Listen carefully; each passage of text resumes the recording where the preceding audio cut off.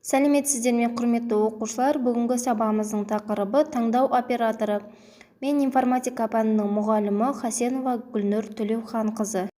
Бүгінгі сабағымыздың мақсаты: бірінші, таңдау операторын C++ программалаудың кіріктірілген ортасында қолдану. Екінші, көп нұсқалы таңдау операторын C++ программалаудың кіріктірілген ортасында қолдану. Және де үшінші, күрделі шартты есептерге таңдау операторын C++ программалаудың кіріктірілген ортасында қолдану.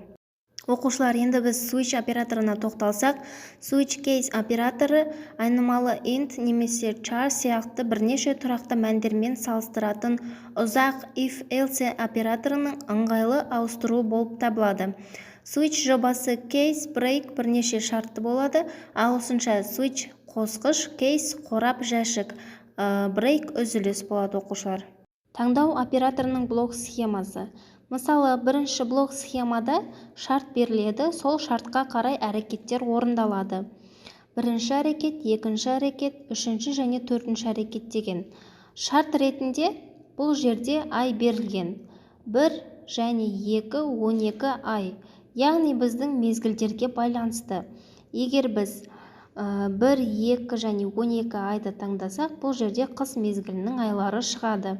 Егер біз 3, 4 және 5 айды таңдасақ, бұл жерде көктем айы шығады. Оқушылар, жақшадағы айнымалы case кілті сөзінен кейін сипатталған мәндермен салыстырылады.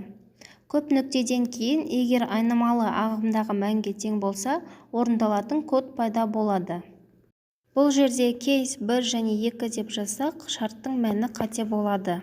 Оқушылар, енді тура айларды жазған сияқты программада аптаның жұмыс күндерін анықтаймыз. 1-ден 5-ке дейін берілсе, дүйсенбі күннен бастап жұма күніне дейін жұмыс күндері ретінде саналады. Оқушылар, енді біз C++ программасымен жұмыс істейміз. Ең бірінші файл дегенді басамыз, файл new'ді басамыз да жаңа жұмыс аймағымызды ашамыз.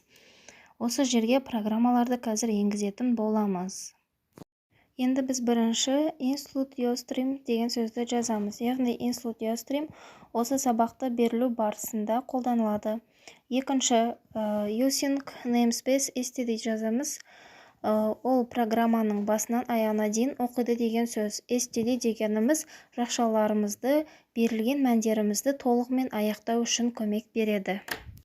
Үшінші, int main, яғни бізге есепті шығаруға арналған сандар мен мәтіндердің нақты мақсатын береді. Төртінші, int ден деп кіргізген, яғни күндерді белгілейміз. Count деген бұл жерде шығару. Алтыншы, sin дегеніміз den деп қасына жазылады. Кіргізіп отырған осы аптадағы күндерімізді шығарамыз. Switch дегеніміз den, мысалы 1-ден 5-ші күнге дейінгі күндерімізді оқиды.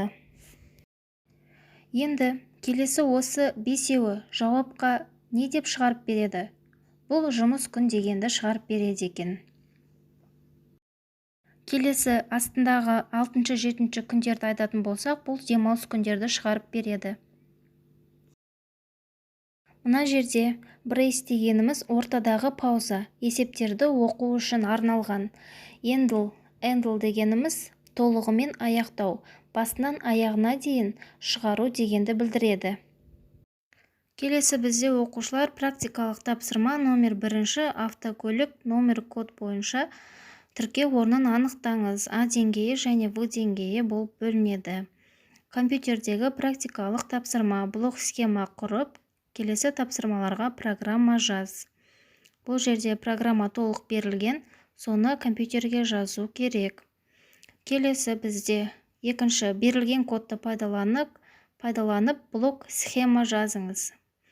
Бірінші тапсырма, екінші және үшінші тапсырмалар берілген.